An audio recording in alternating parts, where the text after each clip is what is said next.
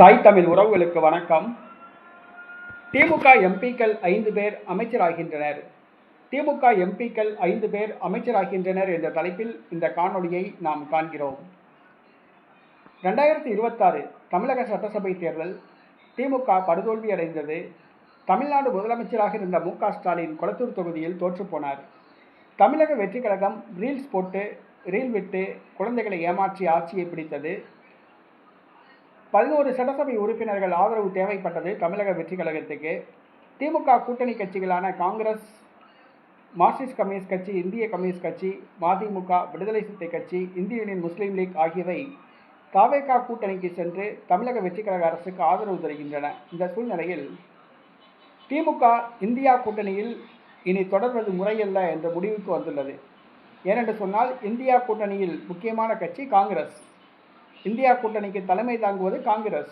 ஆனால் காங்கிரஸோ தமிழக வெற்றி கழக கூட்டணியில் உள்ளது. அப்படி இருக்கும்போது காங்கிரஸும் தமிழக வெற்றி கழகமும் ஒரு கூட்டணியில் இருப்பது பொருத்தமல்ல. காங்கிரஸ் கூட்டணியிலிருந்து இந்தியா கூட்டணியிலிருந்து திமுக வெளியேறுவது உறுதியாகியுள்ளது. அதே நேரத்தில் காங்கிரஸ் கட்சிக்கு ஒரு பாடம் கற்றுக் கொடுக்க வேண்டும் என்று திமுக விரும்புகிறது. திமுக பாஜக கூட்டணியில் இணையலாம் என்று பேசப்படுகிறது. பாரதிய ஜனதா கட்சி கூட்டணியில் இணைய திமுக முயற்சி எடுத்துகிறது. அதே நேரத்தில் பாஜகவும் விரும்புகிறது. பாஜக மத்தியில் மசோதாக்களை நிறைவேற்ற திமுக 22 எம்பிக்கள் தனக்கு உதவும் என்று கருதுகிறது. ஆக திமுகவுடன் கூட்டணி அமைக்க பாஜக விரும்புகிறது, பேச்சுவார்த்தை நடத்துகிறது. அநேகமாக தேசிய ஜனநாயக கூட்டணியில் திமுக இணைவது உறுதியாகியுள்ளது.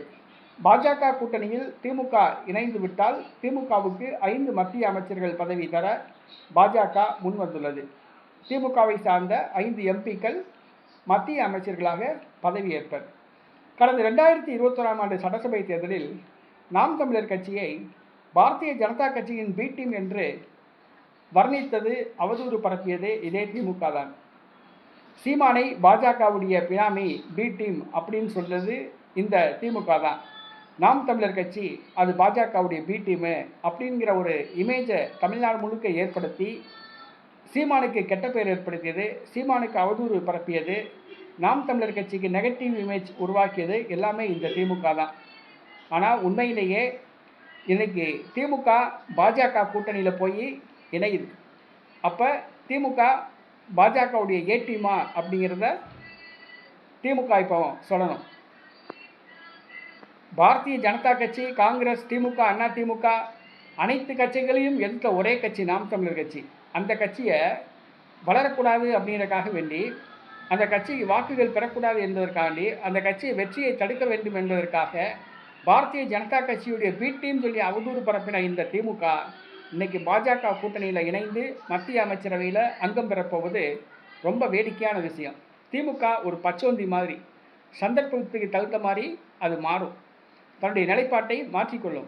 1999ஆம் ஆண்டு இதே பாஜக ஆர்எஸ்எஸோட கூட்டணி வைத்து பாஜக அமைச்சரவையில் அங்கம் வகித்தது இதே திமுக. அது எல்லாத்துக்கும் தெரியும்.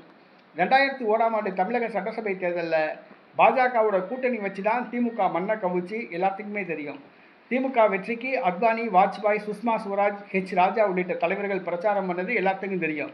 ஆக இன்னைக்கு நாம் தமிழர் கட்சியை பாஜகவின் பி டீம், பிஜேபியின் பி டீம் சொன்ன அந்த திமுக இன்னைக்கு அதே போய் பாஜக கூட்டணியில் இணையுது.